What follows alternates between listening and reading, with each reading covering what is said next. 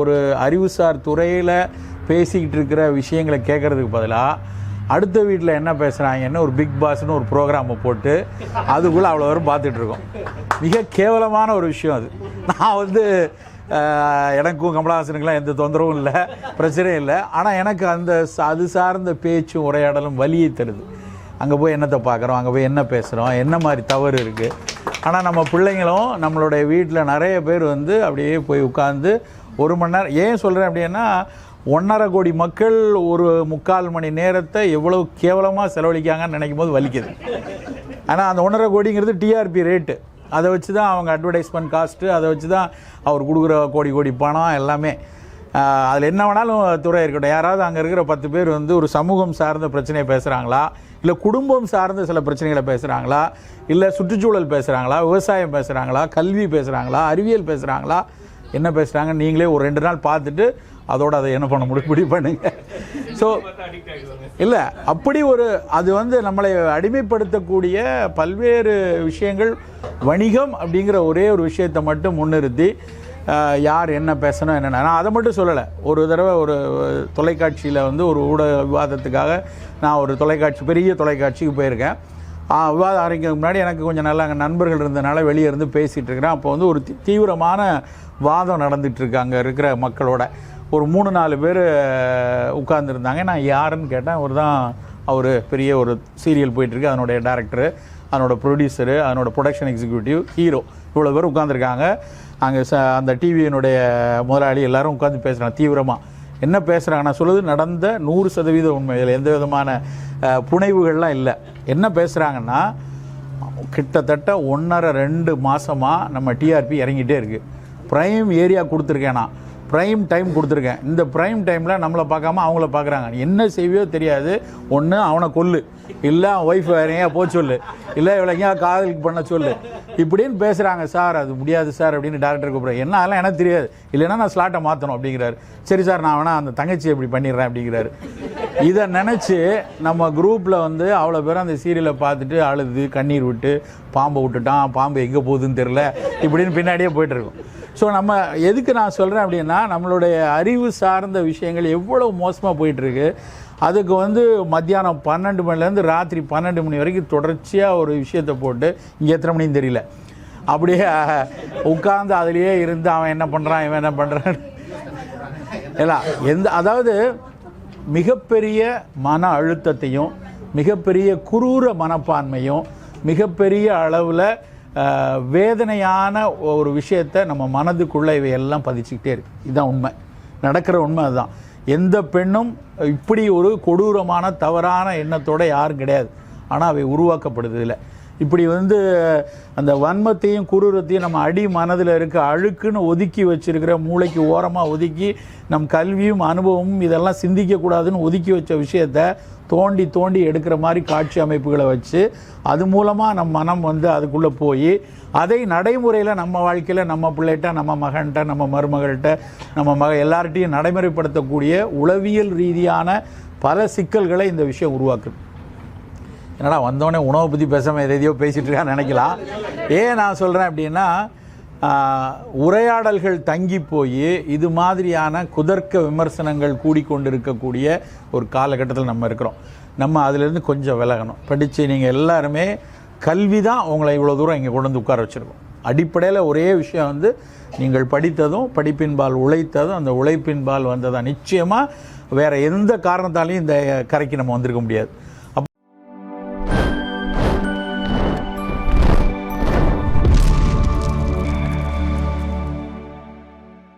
பொதுவாக பள்ளிக்கூடத்தில் உட்கார்ந்துருந்து எடுத்துகிற வாத்தியார் வந்து அதிகமாக எல்லாராலையும் ரசிக்கப்பட மாட்டார்.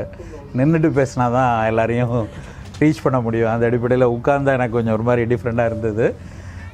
எல்லா கனடிய தமிழ் சங்கத்திலிருந்து இன்றைக்கி ஒரு அருமையான மாலை பொழுதில் ஒரு ஏரியுடைய முகப்பில் இருந்து மரத்தடியில் இருந்து பேசுகிறது மாதிரி ஒரு மகிழ்ச்சியான விஷயம் உலகத்தில் எதுவுமே இருக்காது. எந்த அரங்குலேயும் இந்த மாதிரி ஒரு இயற்கையோடு உட்கார்ந்து கிடைக்கிற ஒரு இது கிடைக்காது. அதை அமைத்து கொடுத்த இந்த கனடிய தமிழ்ச்சங்கம் நண்பர்கள் அத்தனை பேருக்கும் முதற்கண் இனிய வணக்கங்களையும் நன்றியும் தெரிவிச்சுக்கிறேன். உரையாடல் அப்படிங்கிற ஒரு விஷயம் வந்து நம்மளுடைய தமிழ் சமூகத்தில் பல காலம்னா என்றைக்கு நம்ம வந்து இலக்கிய ரீதியாக வந்து தமிழ் உலகத்தை நம்ம பார்க்க ஆரம்பித்த காலத்திலேருந்து உரையாடல் அப்படிங்கிறது நம்ம வாழ்க்கையில் மிக மிக முக்கியமான விஷயம். நீங்கள் வந்து முதல்ல கிடைச்ச தமிழினுடைய அடிப்படை நூல்களில் இல்லை வரலாற்று விஷயங்கள்லேருந்து எடுத்து பார்த்தீங்கன்னாலும் எப்பெல்லாம் ஓய்வு இருக்குதோ இல்லை எப்பெல்லாம் அவசியம் இருக்குதோ அப்போது மக்கள் ஒன்றாக இணைந்து பேசி அவங்களுக்கு தெரிஞ்ச விஷயங்களை பகிர்ந்துக்கிறதும் அதிலிருந்து பகிர்ந்துக்கிட்ட விஷயத்திலிருந்து அடுத்த கட்டத்துக்கு நகர்த்துறதும் 2000-3000 வருஷமாக நம்ம ஊரில் நடந்துக்கிட்டே இருக்கிற விஷயம். சமணப்படுகைகள்னு கேள்விப்பட்டிருப்போம். சமணர்கள் வந்து நமக்கு இன்றைக்கி பள்ளிக்கூடம் அப்படிங்கிற அந்த பள்ளி அப்படிங்கிற வார்த்தையே வந்து சமணர்கள்லேருந்து வந்தது. சமணர்கள் வந்து நீங்கள் மதுரை பக்கம் இருந்து வந்தவங்களுக்கு தெரிஞ்சிருக்கும். மதுரையை சுற்றி இருக்கிற அத்தனை மலைகளும் வந்து சமணர்களுடைய யூனிவர்சிட்டிஸ் எல்லாமே 6 பல்கலைக்கழகம் இருந்ததாக அறிவியலாளர்கள்லாம் சொல்கிறாங்க. இன்றைக்கும் வந்து போய் பார்த்தோன்னா சில இடங்களில் போய் பார்த்தா அப்படியே மெய்சில் இருக்கும். நம்ம அந்த ஒரு பாறையில் அவ்வளோ உயரத்தில் நின்று நம்ம பார்க்கும்போது மேலே வந்து ஒரு சமணரோட மகாவீரருடைய படம் வச்சு ஒரு சிலையாக செதுக்கி வச்சு அதுக்குள்ளே திண்ணையெல்லாம் கட்டி திண்ணையில் ஆசிரியருக்கு மாணவர்கள்லாம் இருக்கைகள் செய்கிற விஷயம் வந்து இன்றைக்கும் இருக்குது. நம்ம வந்து மதுரைக்கு போய் எல்லாம் மற்ற இடம்லாம் பார்க்குறோம். அந்த மாதிரி இடங்களையும் நம்ம பார்த்தோன்னா எல்லா இடங்கள்லையும் ஆனமலையில், ஒத்தக்கல்லில், திருப்பரங்குன்றத்தில் எல்லா இடத்துலையுமே அந்த இடங்கள் இருக்குது. அதே மாதிரி திருச்சிராப்பள்ளி அங்கேருந்து வந்தவங்களுக்கும் தெரியும். அங்கே இருக்கிற மலைக்கோட்டை பகுதியில் சுற்றி இருக்கிற இடம். எதுக்கு நான் இதை சொல்லன்னா, நம் தமிழ் சமூகம் வந்து 2500 வருஷத்துக்கு முன்னாடி பல்கலைக்கழகம் வச்சு பாடம் படித்து என்னென்ன தெரிஞ்சுக்கணும், என்னென்ன விஷயங்களை வந்து நம்ம வாழ்க்கைக்கு வேணும், என்னென்ன விஷயம் அறிவார்ந்து இருக்கணுங்கிறத யோசித்த ஒரு விஷயம். இப்போ அவ்வளோ காலமாக நான் பேசிகிட்டு இருந்த ஒரு விஷயத்தினுடைய ஒரு நீண்ட தொடரில் ஒரு சின்ன ஒரு இழை தான் இங்கே நம்ம கூடியிருக்கிறதும்.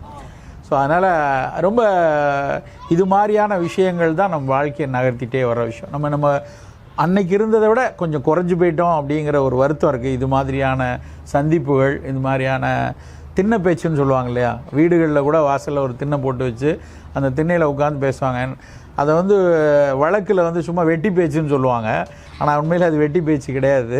அதில் கூட பல சமூகங்கள், பல குடும்பங்களுக்கு இடையே இருக்கிற பிணக்குகள், ஊரில் இருக்கக்கூடிய பல பிரச்சனைகளை தீர்க்கிறது கூட அந்த திண்ணைகள் உதவி இருக்குது. அந்த திண்ணையிலேருந்து படித்து உலகத்தையே மாற்றுற மக்களும் நிறைய உலகம் முழுக்க இருக்காங்க. ஸோ முதல்ல உரையாடல் அப்படிங்கிறது வந்து ரொம்ப ரொம்ப அவசியமான ஒரு விஷயம். அதை வந்து முன்னெடுத்திருக்கிற உங்கள் தமிழ் சங்கம் வந்து இது போன்ற பல விஷயங்களை பல்வேறு மருத்துவம் பற்றி, சித்த மருத்துவம் பற்றி, உணவை பற்றி எனக்கு தெரிஞ்ச விஷயத்த சொல்ல போகிறேன். இன்னும் பல நண்பர்கள் வருவாங்க. உங்கள் வீட்டிலேயே ஒரு துறை சார்ந்து, இப்போ நான் பேசும்போதே ஒருத்தர் நாங்கள் யூஎனில் இருந்து ரொம்ப நாளாக வேலை பார்த்தேன் அப்படின்னாங்க, ஒரு மருத்துவர் சொன்னாங்க. இது மாதிரி குடும்பங்களில் பெரிய அதிகாரிகளாக இருக்கிறவங்க, பெரிய வந்து ரிட்டையர்ட் ஆகி வந்திருப்பாங்க, வேறு துறை சார்ந்திருப்பாங்க. கண்டிப்பாக அவங்கள்ட்ட எல்லாம் பேசணும். அந்த பேச்சு நம்மளுடைய வாழ்க்கையில் நிறைய விஷயங்களை வந்து மாற்றிக்கிட்டே கொண்டு போகும். நம்ம என்ன செய்கிறோன்னா, இப்படி வந்து ஒரு அறிவார்ந்த ஒரு அறிவுசார் துறையில் பேசிக்கிட்டு இருக்கிற விஷயங்களை கேட்குறதுக்கு பதிலாக அடுத்த வீட்டில் என்ன பேசுகிறாங்கன்னு ஒரு பிக் பாஸ்னு ஒரு ப்ரோக்ராமை போட்டு அதுக்குள்ளே அவ்வளோ வரும் பார்த்துட்ருக்கோம். மிக கேவலமான ஒரு விஷயம் அது. நான் வந்து எனக்கும் கமலஹாசனுக்கெலாம் எந்த தொந்தரவும் இல்லை, பிரச்சனையும் இல்லை. ஆனால் எனக்கு அது சார்ந்த பேச்சும் உரையாடலும் வலியை தருது. அங்கே போய் என்னத்தை பார்க்குறோம், அங்கே போய் என்ன பேசுகிறோம், என்ன மாதிரி தவறு இருக்குது. ஆனால் நம்ம பிள்ளைங்களும் நம்மளுடைய வீட்டில் நிறைய பேர் வந்து அப்படியே போய் உட்காந்து 1 மணி நேரம், ஏன் சொல்கிறேன் அப்படின்னா 1.5 கோடி மக்கள் ஒரு 3/4 மணி நேரத்தை எவ்வளோ கேவலமாக செலவழிக்காங்கன்னு நினைக்கும் போது வலிக்குது. ஆனால் அந்த 1.5 கோடிங்கிறது டிஆர்பி ரேட்டு. அதை வச்சு தான் அவங்க அட்வர்டைஸ்மெண்ட் காஸ்ட்டு, அதை வச்சு தான் அவர் கொடுக்குற கோடி பணம் எல்லாமே. அதில் என்ன வேணாலும் துறை இருக்கட்டும். யாராவது அங்கே இருக்கிற 10 பேர் வந்து ஒரு சமூகம் சார்ந்த பிரச்சனையை பேசுகிறாங்களா, இல்லை குடும்பம் சார்ந்த சில பிரச்சனைகளை பேசுகிறாங்களா, இல்லை சுற்றுச்சூழல் பேசுகிறாங்களா, விவசாயம் பேசுகிறாங்களா, கல்வி பேசுகிறாங்களா, அறிவியல் பேசுகிறாங்களா, என்ன பேசுகிறாங்க நீங்களே ஒரு 2 நாள் பார்த்துட்டு அதோடு அதை என்ன பண்ண முடிவு பண்ணுங்க. ஸோ இல்லை, அப்படி ஒரு அது வந்து நம்மளை அடிமைப்படுத்தக்கூடிய பல்வேறு விஷயங்கள். வணிகம் அப்படிங்கிற ஒரே ஒரு விஷயத்தை மட்டும் முன்னிறுத்தி யார் என்ன பேசணும் என்னென்ன, நான் அதை மட்டும் சொல்லலை. ஒரு தடவை ஒரு தொலைக்காட்சியில் வந்து ஒரு ஊடக விவாதத்துக்காக நான் ஒரு பெரிய தொலைக்காட்சிக்கு போயிருக்கேன். விவாதம் ஆரம்பிக்கிறதுக்கு முன்னாடி எனக்கு கொஞ்சம் நல்லா அங்கே நண்பர்கள் இருந்ததுனால வெளியே இருந்து பேசிகிட்டு இருக்கிறேன். அப்போ வந்து ஒரு தீவிரமான வாதம் நடந்துகிட்ருக்கு அங்கே இருக்கிற மக்களோட. ஒரு 3-4 பேர் உட்கார்ந்துருந்தாங்க. நான் யாருன்னு கேட்டேன். அவர் தான் அவர் பெரிய ஒரு சீரியல் போயிட்டுருக்கு, அதனுடைய டேரக்டரு, அதனோட ப்ரொடியூசரு, அதனோட ப்ரொடக்ஷன் எக்ஸிக்யூட்டிவ், ஹீரோ, இவ்வளோ பேர் உட்காந்துருக்காங்க. அங்கே அந்த டிவியினுடைய முதலாளி எல்லோரும் உட்காந்து பேசுகிறாங்க தீவிரமாக. என்ன பேசுகிறாங்க, நான் சொல்லுது நடந்த 100% உண்மை, இதில் எந்த விதமான புனைவுகள்லாம் இல்லை.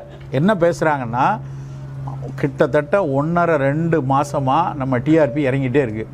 ப்ரைம் ஏரியா கொடுத்துருக்கேன், நான் ப்ரைம் டைம் கொடுத்துருக்கேன். இந்த ப்ரைம் டைமில் நம்மளை பார்க்காம அவங்கள பார்க்குறாங்க. என்ன செய்வியோ தெரியாது, ஒன்று அவனை கொல்லு, இல்லை அவன் ஒய்ஃப் வேறையா போக சொல்லு, இல்லை இவளைங்க காதலுக்கு பண்ண சொல்லு, இப்படின்னு பேசுகிறாங்க. சார் அது முடியாது சார் அப்படின்னு டேரக்டர் கூப்பிட்றேன். என்ன அதெல்லாம் எனக்கு தெரியாது, இல்லைன்னா நான் ஸ்லாட்டை மாற்றணும் அப்படிங்கிறாரு.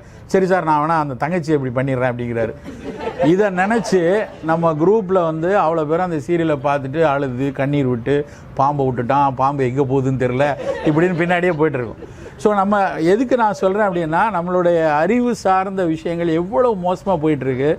அதுக்கு வந்து மத்தியானம் 12 மணிலேருந்து ராத்திரி 12 மணி வரைக்கும் தொடர்ச்சியாக ஒரு விஷயத்தை போட்டு, இங்கே எத்தனை மணின்னு தெரியல, அப்படியே உட்கார்ந்து அதிலேயே இருந்து அவன் என்ன பண்ணுறான் இவன் என்ன பண்ணுறான் எல்லாம் அதாவது மிகப்பெரிய மன அழுத்தத்தையும் மிகப்பெரிய குரூர மனப்பான்மையும் மிகப்பெரிய அளவில் வேதனையான ஒரு விஷயத்தை நம்ம மனதுக்குள்ளே இவையெல்லாம் பதிச்சுக்கிட்டே இருக்கு. இதுதான் உண்மை, நடக்கிற உண்மை அதுதான். எந்த பெண்ணும் இப்படி ஒரு கொடூரமான தவறான எண்ணத்தோடு யாரும் கிடையாது. ஆனால் அவை உருவாக்கப்படுது இல்லை.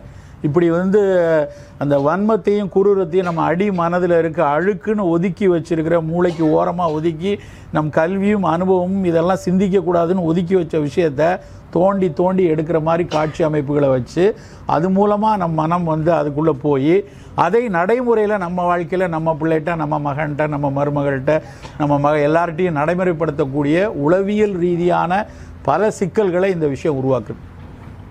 என்னடா வந்தோடனே உணவை பற்றி பேசாமல் எதையோ பேசிகிட்டு இருக்கான்னு நினைக்கலாம்.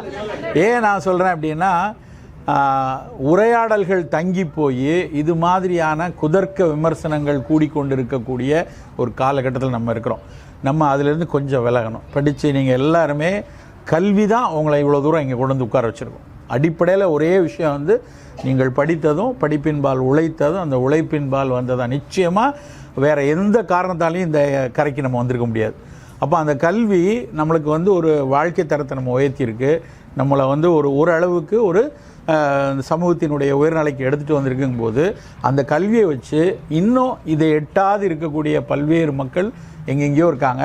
அவங்களுக்கு நம்ம இந்த கல்வியை வச்சு என்ன செய்ய முடியும், நம்மளுடைய பேச்சு எப்படி இருக்கணும், நம்மளுடைய உரையாடல் எப்படி இருக்கணுங்கிற சிந்தனையோடு நம்ம கொண்டு போகிறது தான் நம்ம வாழ்வினுடைய அர்த்தமாக இருக்கணும். ஏன்னா அடிப்படையில் கல்வி அப்படிங்கிறது வந்து நம்மளை மட்டும் உயர்த்தி வெர்டிக்கலாக உயர்றதுக்கான கல்வி கிடையாது. கல்வியோட அடிப்படையே அது கிடையாது. நீங்கள் வந்து ஒரு மலாலான்னு ஒரு அம்மா, அவங்களுக்கு மட்டும் படிப்பு கிடைச்சது, அழகாக படித்தாங்க. அவங்க அம்மா அப்பா வந்து ஒரு மிகச்சிறந்த மனிதர். அவர் வந்து அந்த பொண்ணை எப்படியாவது நல்லா படிக்க வைக்கணும்னு நினச்சாரு. அழகாக படித்து பிரமாதமாக கிராஜுவேஷன் பண்ணி யூனி போய் அதுக்கப்புறம் வந்து ஒரு யூனிவர்சிட்டிக்கு வைஸ் சான்சலராக ஆயிருக்கலாம் அந்த அம்மா. அப்படி தான் போயிருக்கணும். ஆனால் அப்படி மட்டும் யோசிக்காமல் எனக்கு கிடைச்ச இந்த கல்வி என்னோட சக மக்களுக்கு ஏன் கிடைக்கல, என் வயசில் இருக்க மற்ற பிள்ளைக்கு ஏன் கிடைக்கலங்கிற ஒரு சிந்தனை தான் ஒரு கடிதமாக மாறுது. அந்த கடிதம் தான் துப்பாக்கி குண்டை முதல்ல கொடுக்குது, அப்புறம் நோபல் பரிசு வரைக்கும் வருது. ஸோ ஒரு சிந்தனை வந்து பக்கவாட்டில் யோசிக்கிறது தான் அடிப்படையான கல்வி. வந்து வெற்றிகளை அப்படி யோசிக்காமல் பக்கவாட்டில் நம்ம யோசிக்கணும். நம்ம பக்கத்தில் இருக்க மக்களுக்கு என்ன, ஒரு ட்ரெயினில் இருந்து தள்ளி தூக்கி போட்டதுக்கப்புறம் அடுத்த ட்ரெயினை பிடிச்சி காந்தி போயிருக்கலாம். ஏன் வெளியே வந்து விழுந்தோம், எதுக்கு எனக்கு இடம் கொடுக்க மாட்டாங்கிற அந்த ஒரு கேள்வியில் வந்து ஒரு வரலாறே மாறுது. ஸோ ஒரு கேள்விகள் நம்மளுடைய படிப்பு கல்வி கொடுக்கக்கூடிய ஒரு விஷயத்தில் பக்கவாட்டில் நம்ம மக்களை பற்றி இப்போ நம்ம எல்லோரும் இங்கே உட்காந்துருக்கோன்னா இதுக்கு நான் மட்டும் உழைக்கலை, நமக்கு முகம் தெரியாத பல மனிதர்கள் நமக்காக உழைச்சிருக்காங்க. நல்லா யோசித்து பார்த்தீங்கன்னா நம்மளுடைய பாடம் சொல்லி கொடுத்த வாத்தியாரிலேருந்து ஆரம்பித்து, இல்லை நமக்கு சாப்பாடு போட்ட வீட்டுக்கு வேலை செஞ்ச வேலையாள்கள்லேருந்து, நமக்கு உழவு சாப்பாடு சோறுலாம் இங்கே வந்திருக்கு, இங்கே சாப்பாடெல்லாம் வந்திருக்குன்னா அது ஒரு பருக்கைக்கு பின்னாடி எத்தனையோ பேரோட உழைப்பு. இவ்வளோ பேரும் அதுக்காக உழைச்சிருக்காங்க. அவங்கெல்லாம் கரெக்டாக, அவங்கெல்லாம் எங்கேயோ ஒரு சின்ன தப்பு பண்ணி அந்த தப்பு நடந்து நம்மளை இங்கே வரவிடாமல் பண்ணியிருக்க முடியும். ஆனால் அவங்க அப்படி செய்யலை. அவங்க அப்படி செய்யாமல் இருந்ததனுடைய விளைவு தான் நம்ம எல்லோரும் இங்கே இருக்கிறோம், நல்ல விஷயங்கள் நடந்துட்டு இருக்கோம். அதனால் நம்முடைய கல்வியும் நம்மளுடைய அறிவும் நம்ம வந்து சேர்ந்த விஷயங்களும் நம் சமூகத்திற்கு ஏதாவது ஒரு வகையில் காலத்துக்கு பயன்படக்கூடிய ஒரு விஷயமாக இருக்கணும். அது என்ன நம்ம போய் உடனே எல்லோரும் படாருன்னு நான் வந்து சமூக செய்ய போகிறேன்னு செய்ய வேண்டியதில்லை. நன்றாற்றல் உள்ளுந் தவறுந் தவறவர் பண்பரின் தாற்றாக் கடை முயூவ விளக்க உரை. அவரவருடைய இயல்புகளை அறிந்து அவரவருக்கு பொருந்துமாறு செய்யாவிட்டால் நன்மை செய்வதிலும் தவறு உண்டாகும். சாலமன் பாப்பையா விளக்க உரை. அவர் குணநலன்களை அறிந்து செயல் ஆற்றாவிட்டால் நல்லது செய்வதிலும் பிழை நேர்ந்துவிடும். கலைஞர் விளக்க உரை. ஒருவருடைய இயல்பை புரிந்து கொண்டுதான் நன்மையை கூடச் செய்ய வேண்டும், இல்லாவிட்டால் அதுவே தீமையாக திருப்பித் தாக்கும். நன்றாற்றல் உள்ளுந் தவறுந் தவறவர் பண்பரின் தாற்றாக் கடை முயூவ விளக்க உரை. அவரவருடைய இயல்புகளை அறிந்து அவரவருக்கு பொருந்துமாறு செய்யாவிட்டால் நன்மை செய்வதிலும் தவறு உண்டாகும். சாலமன் பாப்பையா விளக்க உரை. அவர் குணநலன்களை அறிந்து செயல் ஆற்றாவிட்டால் நல்லது செய்வதிலும் பிழை நேர்ந்துவிடும். கலைஞர் விளக்க உரை. ஒருவருடைய இயல்பை புரிந்து கொண்டுதான் நன்மையை கூடச் செய்ய வேண்டும், இல்லாவிட்டால் அதுவே தீமையாக திருப்பித் தாக்கும். நன்றாற்றல் உள்ளுந் தவறுந் தவறவர் பண்பரின் தாற்றாக் கடை முயூவ விளக்க உரை.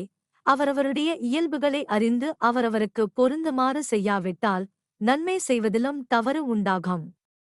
சாலமன் பாப்பையா விளக்க உரை. அவர் குணநலன்களை அறிந்து செயல் ஆற்றாவிட்டால் நல்லது செய்வதிலும் பிழை நேர்ந்துவிடும். கலைஞர் விளக்க உரை. ஒருவருடைய இயல்பை புரிந்து கொண்டுதான் நன்மையை கூடச் செய்ய வேண்டும், இல்லாவிட்டால் அதுவே தீமையாக திருப்பித் தாக்கும். நன்றாற்றல் உள்ளுந் தவறுந் தவறவர் பண்பரின் தாற்றாக் கடை முயூவ விளக்க உரை. அவரவருடைய இயல்புகளை அறிந்து அவரவருக்கு பொருந்துமாறு செய்யாவிட்டால் நன்மை செய்வதிலும் தவறு உண்டாகும். சாலமன் பாப்பையா விளக்க உரை. அவர் குணநலன்களை அறிந்து செயல் ஆற்றாவிட்டால் நல்லது செய்வதிலும் பிழை நேர்ந்துவிடும். கலைஞர் விளக்க உரை. ஒருவருடைய இயல்பை புரிந்து கொண்டுதான் நன்மையை கூடச் செய்ய வேண்டும், இல்லாவிட்டால் அதுவே தீமையாக திருப்பித் தாக்கும். நன்றாற்றல் உள்ளுந் தவறுந் தவறவர் பண்பரின் தாற்றாக் கடை முயூவ விளக்க உரை. அவரவருடைய இயல்புகளை அறிந்து அவரவருக்கு பொருந்துமாறு செய்யாவிட்டால் நன்மை செய்வதிலும் தவறு உண்டாகும். சாலமன் பாப்பையா விளக்க உரை. அவர் குணநலன்களை அறிந்து செயல் ஆற்றாவிட்டால் நல்லது செய்வதிலும் பிழை நேர்ந்துவிடும். கலைஞர் விளக்க உரை. ஒருவருடைய இயல்பை புரிந்து கொண்டுதான் நன்மையை கூடச் செய்ய வேண்டும், இல்லாவிட்டால் அதுவே தீமையாக திருப்பித் தாக்கும். நன்றாற்றல் உள்ளுந் தவறுந் தவறவர் பண்பரின் தாற்றாக் கடை முயூவ விளக்க உரை. அவரவருடைய இயல்புகளை அறிந்து அவரவருக்கு பொருந்துமாறு செய்யாவிட்டால் நன்மை செய்வதிலும் தவறு உண்டாகும். சாலமன் பாப்பையா விளக்க உரை. அவர் குணநலன்களை அறிந்து செயல் ஆற்றாவிட்டால் நல்லது செய்வதிலும் பிழை நேர்ந்துவிடும். கலைஞர் விளக்க உரை. ஒருவருடைய இயல்பை புரிந்து கொண்டுதான் நன்மையை கூடச் செய்ய வேண்டும், இல்லாவிட்டால் அதுவே தீமையாக திருப்பித் தாக்கும். நன்றாற்றல் உள்ளுந் தவறுந் தவறவர் பண்பரின் தாற்றாக் கடை முயூவ விளக்க உரை. அவரவருடைய இயல்புகளை அறிந்து அவரவருக்கு பொருந்துமாறு செய்யாவிட்டால் நன்மை செய்வதிலும் தவறு உண்டாகும். சாலமன் பாப்பையா விளக்க உரை. அவர் குணநலன்களை அறிந்து செயல் ஆற்றாவிட்டால் நல்லது செய்வதிலும் பிழை நேர்ந்துவிடும். கலைஞர் விளக்க உரை. ஒருவருடைய இயல்பை புரிந்து கொண்டுதான் நன்மையை கூடச் செய்ய வேண்டும், இல்லாவிட்டால் அதுவே தீமையாக திருப்பித் தாக்கும். நன்றாற்றல் உள்ளுந் தவறுந் தவறவர் பண்பரின் தாற்றாக் கடை முயூவ விளக்க உரை. அவரவருடைய இயல்புகளை அறிந்து அவரவருக்கு பொருந்துமாறு செய்யாவிட்டால் நன்மை செய்வதிலும் தவறு உண்டாகும். சாலமன் பாப்பையா விளக்க உரை. அவர் குணநலன்களை அறிந்து செயல் ஆற்றாவிட்டால் நல்லது செய்வதிலும் பிழை நேர்ந்துவிடும். கலைஞர் விளக்க உரை. ஒருவருடைய இயல்பை புரிந்து கொண்டுதான் நன்மையை கூடச் செய்ய வேண்டும், இல்லாவிட்டால் அதுவே தீமையாக திருப்பித் தாக்கும். நன்றாற்றல் உள்ளுந் தவறுந் தவறவர் பண்பரின் தாற்றாக் கடை முயூவ விளக்க உரை. அவரவருடைய இயல்புகளை அறிந்து அவரவருக்கு பொருந்துமாறு செய்யாவிட்டால் நன்மை செய்வதிலும் தவறு உண்டாகும். சாலமன் பாப்பையா விளக்க உரை. அவர் குணநலன்களை அறிந்து செயல் ஆற்றாவிட்டால் நல்லது செய்வதிலும் பிழை நேர்ந்துவிடும். கலைஞர் விளக்க உரை. ஒருவருடைய இயல்பை புரிந்து கொண்டுதான் நன்மையை கூடச் செய்ய வேண்டும், இல்லாவிட்டால் அதுவே தீமையாக திருப்பித் தாக்கும். நன்றாற்றல் உள்ளுந் தவறுந் தவறவர் பண்பரின் தாற்றாக் கடை முயூவ விளக்க உரை. அவரவருடைய இயல்புகளை அறிந்து அவரவருக்கு பொருந்துமாறு செய்யாவிட்டால் நன்மை செய்வதிலும் தவறு உண்டாகும். சாலமன் பாப்பையா விளக்க உரை. அவர் குணநலன்களை அறிந்து செயல் ஆற்றாவிட்டால் நல்லது செய்வதிலும் பிழை நேர்ந்துவிடும். கலைஞர் விளக்க உரை. ஒருவருடைய இயல்பை புரிந்து கொண்டுதான் நன்மையை கூடச் செய்ய வேண்டும், இல்லாவிட்டால் அதுவே தீமையாக திருப்பித் தாக்கும்.